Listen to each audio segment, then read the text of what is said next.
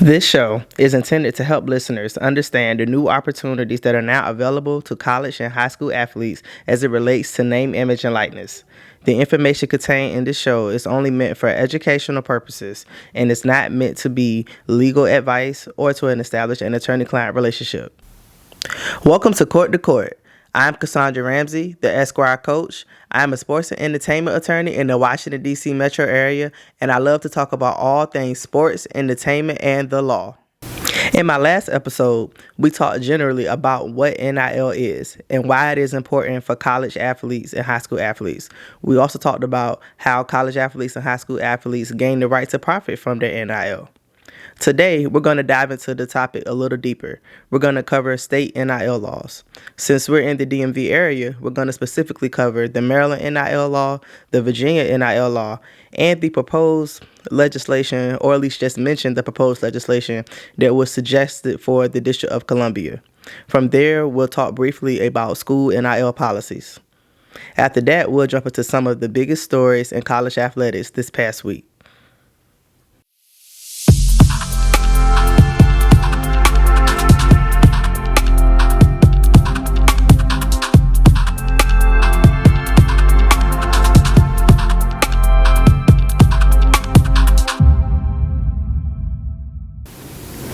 As a future college athlete or the parent of a future college athlete, I am sure that you dream of the day where you sit at a table like this one with multiple hats in front of you and the college sports world is waiting to see where you're going to take your athletic talents. Will it be Howard University, my law school alma mater, Virginia State University, my undergrad alma mater, or the University of Maryland? Well, no matter where you decide to take your athletic talents, there is certain information that you need to know and consider before making any commitment to a school. So as you narrow down your choices and get ready to sign that national letter of intent on signing day, there are certain steps that you should take. And one is to look at the state NIL law of the states of the schools that you are considering. Here in the DMV, both Maryland and Virginia have a NIL law. So we'll start first with Maryland's. Maryland enacted the Jordan McNair Safe and Fair Play Act. The law was named for University of Maryland football player Jordan McNair, who tragically lost his life after suffering heat-related injuries during football practice. Following the death of their son, his parents worked tirelessly to advocate for college athletes' rights and protections and worked with the Maryland state legislature to pass the law. The law includes a number of health and safety provisions, and it requires colleges and universities in Maryland to adopt health and safety measures and to submit a yearly report to the Maryland General Assembly regarding any changes to their health and safety protocol. While the Jordan McNair Act has a heavy focus on health and safety measures for college athletes, it also addressed the name, image, and likeness provisions for the state of Maryland. The name, image, and likeness provisions provide 1. College athletes can engage in NIL activities without being punished by their college or university, by the athletic association such as the NCAA, nor by their conference such as the Big Ten. The law provides that NIL compensation should not in any way affect a college athlete's scholarship. This means that just as an athlete starts to earn NIL compensation, that they will not be subject to having less money in their scholarship due to their compensation. The law provides that no college or university can compensate their athlete for their NIL. This is the move to prevent pay for play, as the NCAA made clear in their interim policy that nothing can be construed as an athlete getting paid for playing their sport. The law provides that college athletes can seek professional representation, such as attorneys like myself, agents, or financial advisors. The law provides that that if there is a case where a school has a contract with a company and then the athlete gets a contract with another company that competes with them, that the law can prohibit that college athlete from engaging or endorsing their company's products during official team events. So let's just give an example.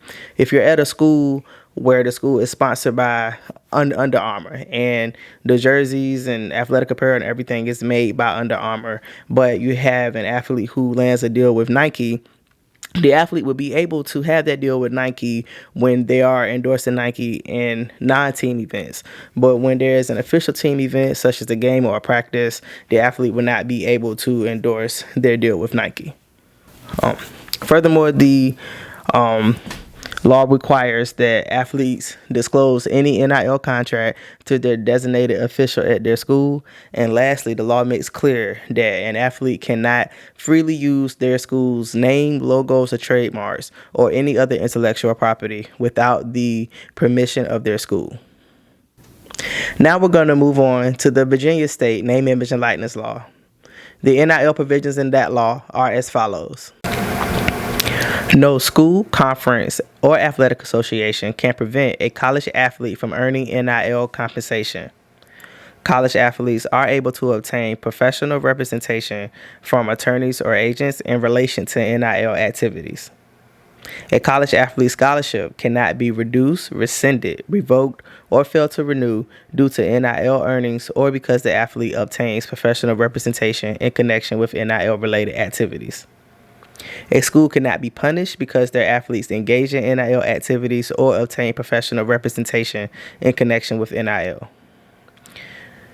The Virginia NIL law prohibits deals related to the following industries: alcoholic beverages, adult entertainment, cannabis, controlled substances, performance-enhancing drugs, tobacco, weapons, and casinos or gambling.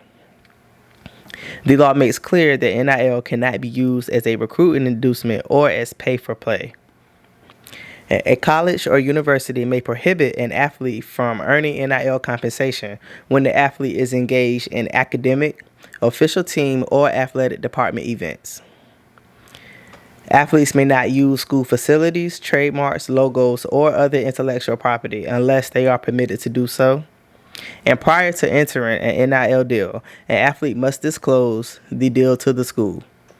And if the athlete's NIL agreement conflicts with an existing provision or contract held by the school is required to disclose the relevant conflicting terms to the athlete, and the school may prohibit the athlete from entering into that NIL deal where there is a conflicting provision.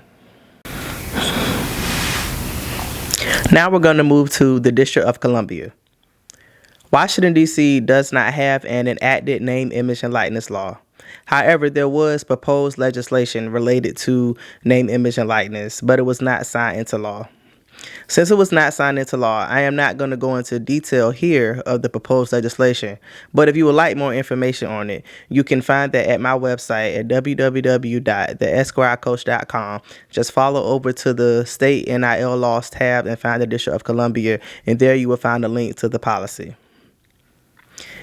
If you are an athlete considering a school in a state where there is no NIL law, like it is in D.C., the next thing that you will want to do is look at the NIL policies of the schools that you are attending. For example, in D.C., George Washington University has a NIL policy. So if you're considering that school, you can just go to their website, or you can even follow from my website where I have a tab that has a collection of various schools' NIL policy. You can find George Washington listed on the site and go to their NIL policy and see what would be required of you as a college athlete there as it relates to NIL. If you find yourself considering a school that is in the state and there's no NIL law and the school does not have an NIL policy, at that point you would just defer to the NCAA's interim NIL policy. This wraps up the segment on state NIL laws. If you are considering a school in another state outside of Maryland, D.C., or Virginia, I do have other state laws listed on my website, again, at theesquirecoach.com. You can just follow over to the state NIL law tab and you will find them all listed there. I hope that you have found this information helpful as you prepare for your National Signing Day and get ready to choose your hat off of the table to let everybody know where you're going to take your athletic talents. As you can see from the Maryland NIL law and the Virginia NIL law, that a lot of the state laws have similar provisions, and that's because they all are seeking to accomplish a very similar goal.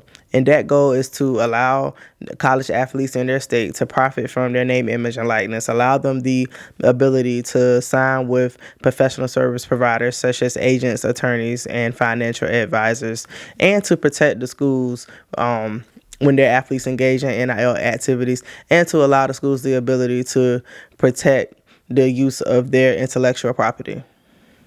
While the NIL laws are very similar to each other, there are some notable differences in certain state laws.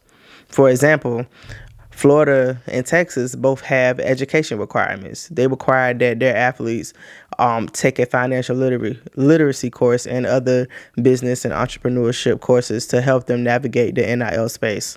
And Florida's law even has a term limit. It requires that no NIL deal exceeds the amount of time that the player has collegiate eligibility. So when the player's contract or collegiate eligibility is over, their NIL contract should end as well.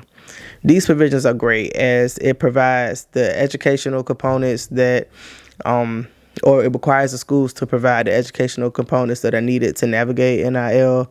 And in the case of Florida, it requires that the contracts end at a certain time. Now we're going to get into some of the biggest college sports stories that took place this week. First, we have the college football championship game. Congrats to the University of Michigan for winning the college football championship. After the game, University of Michigan football coach Jim Harbaugh used his stage to advocate for college athletes' rights. Specifically, he advocated for the unionization of college athletes and for revenue sharing. Jim Harbaugh stated, "The thing I would change about college football is to let the talent share in the ever-increasing revenues. We are all riding the same train, and the ones that are in position to do the heavy lifting, the ones that risk life and limb out there on the football field are the players. And not just football players, student athletes. The organizations are fighting hard to keep all the money, the universities, the NCAA, the conferences, and it's long past time to let the student athletes share in the ever-increasing revenues."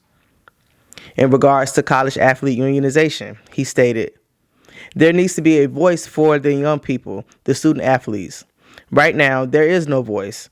I mean, there are armies of attorneys, and I've seen them at the NCAA, I've seen them at the universities, the conferences, and if they don't have enough firepower legally, they go out, hire the tall building law firms, and they get more firepower. But there is no voice for the student athletes right now, and it just needs to change. That's a wrong that needs to be righted." Coach Harbaugh also called on other coaches to speak out in support of college athletes' rights. Coach Harbaugh's comments are certainly timely, as there is a push for the unionization of college athletes right now. Last fall, we saw Dartmouth College men's basketball team petition to the National Labor Relations Board to be granted the ability to form a union. And this issue has also been addressed by members of Congress, as Senators Chris Murphy and Bernie Sanders have introduced the College Athlete Right to Organize Act. From these instances, I think it is pretty clear that some form of unionization is in college athletics' future. Coach Harbaugh is also right that the athletes do need a voice. Right now, they don't really have a strong voice, and they need some system to amplify their voice. Whether or not that comes in the traditional sense of unionization as we know it in the employee context remains to be seen, as there are several cases right now pending addressing the issues of employment for college athletes. But one thing that is for certain is that the college athletes certainly need a more amplified voice. On the point of revenue sharing, Coach Harbaugh is on target there as well. The California State Legislature is currently considering a bill that would allow college athletes in California to engage in revenue sharing if it is passed. This is not the first time that California has taken a leap on college athletes' rights, as California was the first state to enact a name, image, and likeness law with the Fair Pay to Play Act. And the NCAA has even kind of began to get a little soft on their principle of amateurism, as was evidenced by NCAA President Charlie Baker's proposal that a subdivision of Division I athletics be created, and as a part of that, the subdivision would be able to pay their athletes $30,000 in a enhanced trust. Now, I know that's not revenue sharing specifically or being called revenue sharing, but it is an acknowledgement by the NCAA that the athletes should be able to get a bigger piece of the pie. So whether or not or what form revenue sharing is going to take remains to be seen, but it seems to be certain that there's a growing sentiment that college athletes should get a bigger piece of the pie. My second story comes out of Phoenix, Arizona, where the NCAA held their annual convention this past week. Everyone was waiting to see what type of name, image, and likeness provisions of policy that the NCAA would enact, and they were waiting to see what type of response or discussions would be had regarding Charlie Baker's NIL proposal. The NCAA approved the consumer protection and transparency measures for college athletes as it relates to NIL. With these new measures, the NCAA has or will implement a voluntary registry for NIL service providers. So that means agents, attorneys, financial advisors will be included in this registry that will act like a rate my professor for NIL service providers. So college athletes will be able to rate their experiences with different service providers, and that will provide a wealth of information for college athletes as they determine which service providers that they would like to work with. The NCAA also announced that it would be creating standardized contract provisions and educational resources for college athletes as it relates to NIL. Now, these standardized contract provisions can be a really great thing to help college athletes navigate and negotiate their NIL deals, and to avoid situations like we saw earlier this year where Grayvon Dexter, a former University of Florida football player, had entered a deal with a company, Big League Advance Fund, where he agreed to allow the company to market and use his NIL in exchange for $436,000. And the company will also receive a 15% cut of Dexter's NFL earnings for the next 25 years, which would essentially span his entire NFL career. Now, Florida, like I mentioned earlier, is a state that states in their NIL law that NIL deals cannot exceed the athlete's time in college, which was one of the provisions that Dexter sued on. But by enacting these or giving out some kind of standardized contracts, the NCAA can have terms that say, like, explicitly that no NIL deal can go past a college athlete's time in college, because you can see from this case why that would be a problem. Basically, if this contract was to be held up, Dexter would have entered a contract while he was in college that would have ramifications for him during his entire NFL career. So the standard contract provisions is definitely something that would be to the benefit of the college athletes from this point of view. And my next college sports story comes from Florida State University. The NCAA has penalized Florida State University for using NIL as a recruiting inducement. An assistant coach at Florida State violated NCAA rules when he arranged a meeting between a prospect and a booster. During the meeting, the booster encouraged the athlete to transfer to Florida State University and offered him a NIL deal worth approximately $15,000 per month.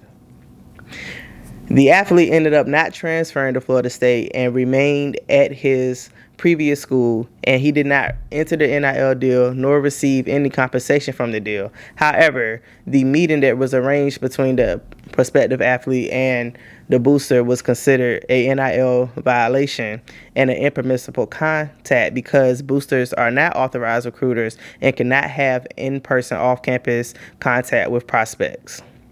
So the NIL deal was also considered an impermissible recruiting inducement. This is a major sports story because this is the first time that the NCAA has punished a school, coach, or NIL collector for using NIL as a recruiting inducement. The NCAA issued a number of penalties, but most notably they issued a 2-year probation, a 2-year show cause order for the assistant coach, including suspension from the next 3 regular season games and a 2-week restriction on recruiting communications, and is going to require the coach to attend the NCAA's regional rules seminar. They also issued a 3-year disassociation from the booster and a 1-year disassociation from the NIL collective. So what do you guys think? Do you think that we will continue to see these type of stories where the NCAA comes down on a university for NIL related inducements, or do you all think that this is just a one-off situation? Let me know here in the comments. And lastly, this is probably the biggest college sports story this week, as we have all witnessed the end of an era as the University of Alabama college football coach Nick Saban has announced his retirement after 17 years with the University of Alabama. He is a 7-time national championship college football coach. He has a very impressive career spanning his time at Toledo, Michigan State, LSU, and Alabama with a record of 292-71-1. He's had 0 losing seasons in the last 28 years as a college football coach. He has coached 4 Heisman Trophy winners and has coached 49 first-round NFL draft picks. Not to mention, 9 of the current head football coaches have coached under him. The college football world congratulates you, and you will certainly be missed. Roll Tide. That is it for today's episode. I would like to thank you for joining me, and I hope you found this information to be very helpful. If you would like more information on NIL, please follow the link here to my website. You may also follow this other link to join my newsletter, where you can keep up to date with the show and NIL information. And you may also follow me here on the various social media platforms. Thank you, and I look forward to seeing you next time.